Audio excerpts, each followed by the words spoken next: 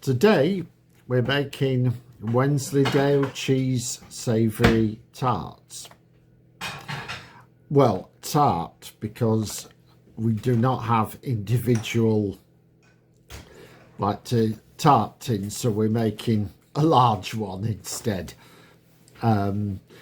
Wensleydale, of course, is a valley in Yorkshire, the main town of which is Hawes, and they have a huge Wensleydale creamery there where you can actually sample bits and get a lot of people walking around sampling the little things on sticks, and some of them don't actually end up buying anything, which is bad form. But we've just got Wensleydale a block from Morrison's in Bolton, because we haven't been to Hawes for a while.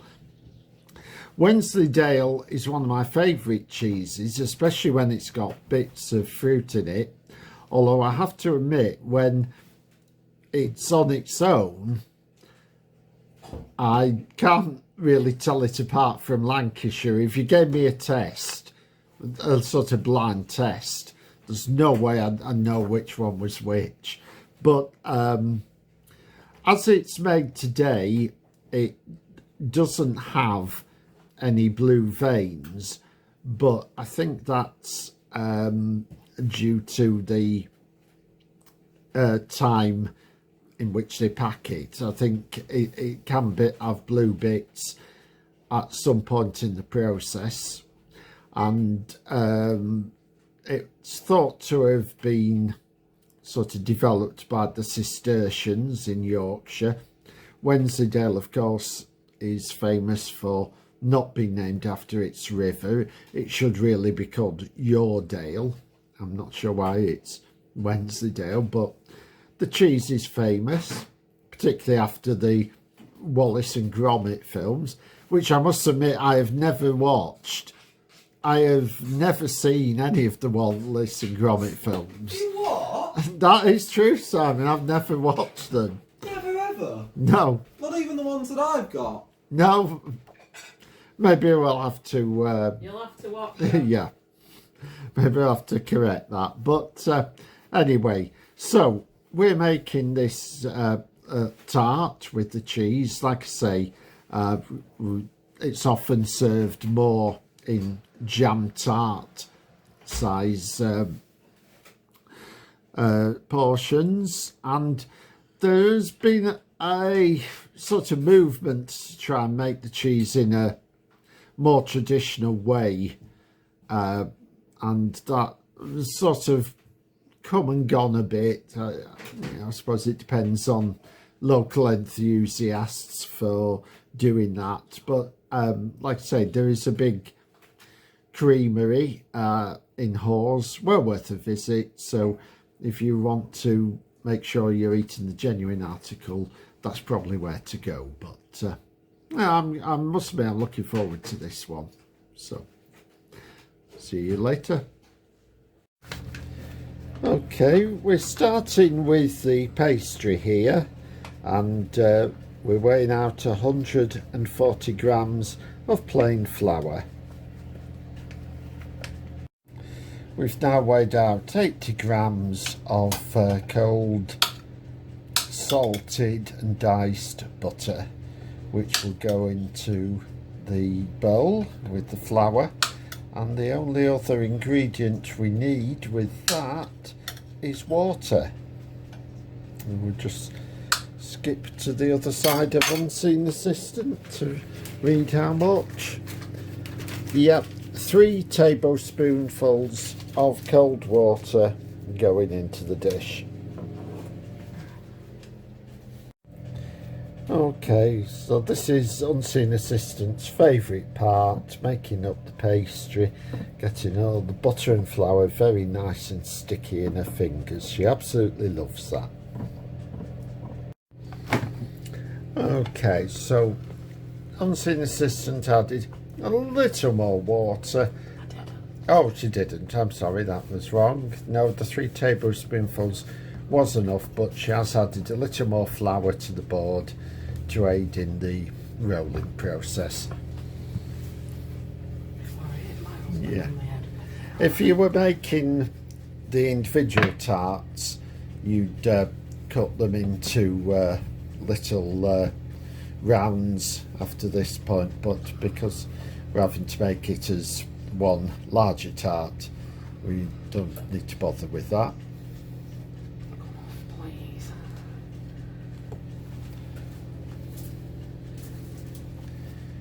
Okay, and as you can see, unseen assistant has already lined a pie dish and is now putting the pastry inside.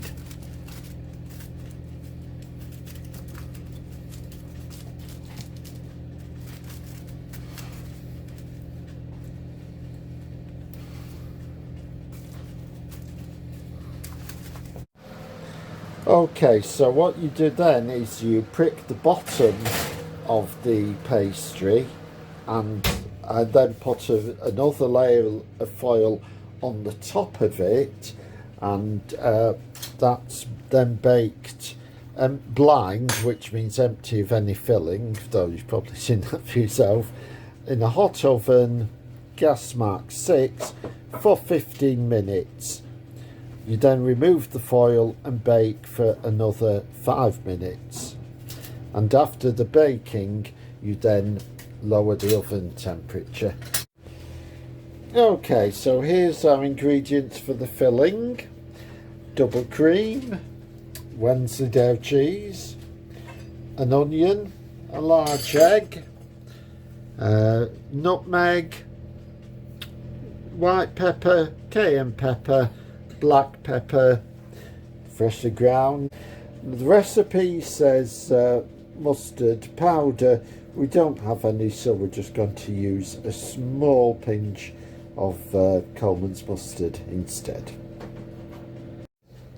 Now, while the pastry is baking in the oven, we're chopping up the onion so that we can fry it.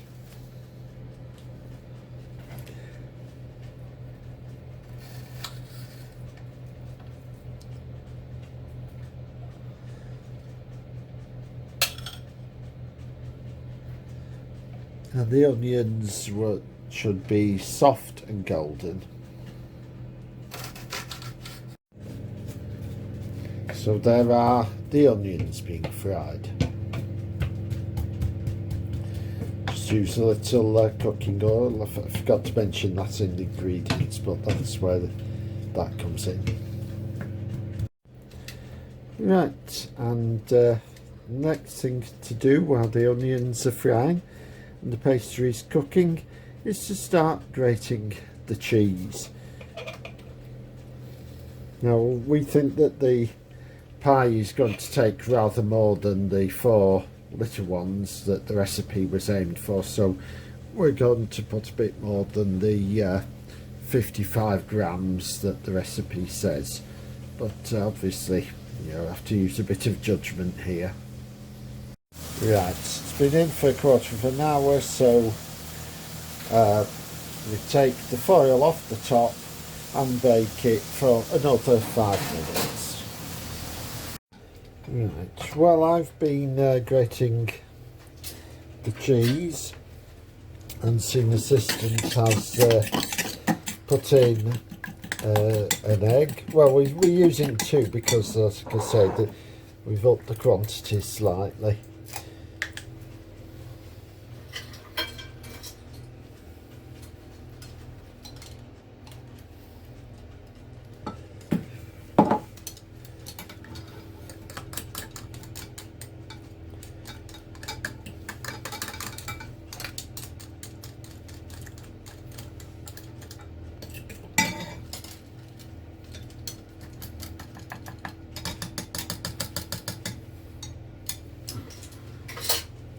It's also already added all the spices, so the only thing left to go in now is the cheese.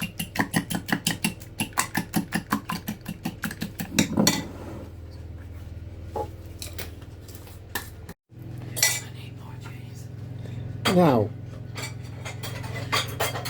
Unseen Assistant thought that the onion should go in first. The recipe didn't actually tell you which bits to do first, but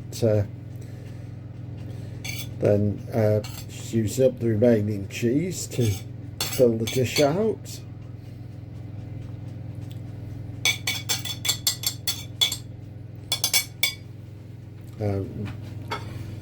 Lower the oven temperature somewhat. You don't bake this at the same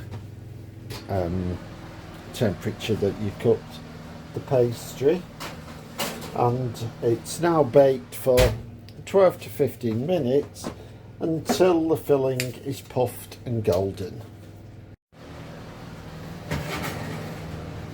Yeah, that's looking pretty good, I think, isn't it? Going to have a few baked beans with it, but yeah, that looks appetising. Okay, Simon is approaching for the taste test. Oh, you put some beans on for me as well. Just a little tiny bit, yeah. Okay. Now, I'm not the biggest cheese and or onion fan ever, so we'll see how this goes. A small bit.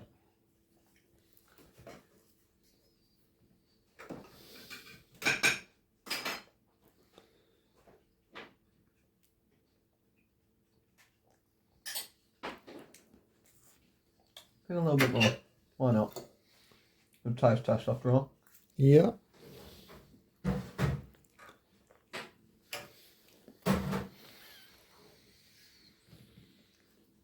Now, forgive me if it looks like I'm an awful food waster because I've already had some tea tonight. That is true, viewers. That is genuinely quite good. However, I'm not sure I can manage much more.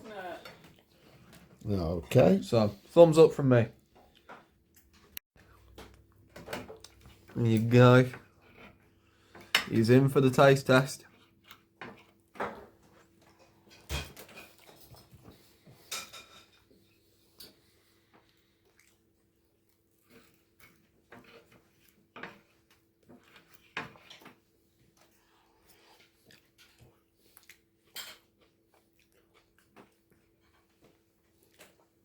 Yeah, it's pretty good.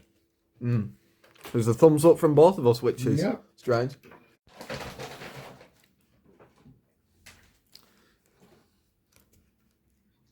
There you go, good boy.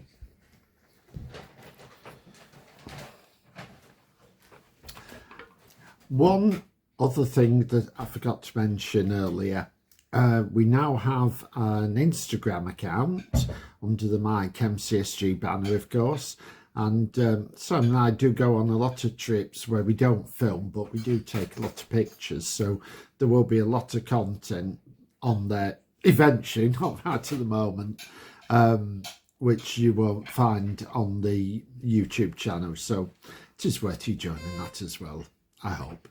Okay.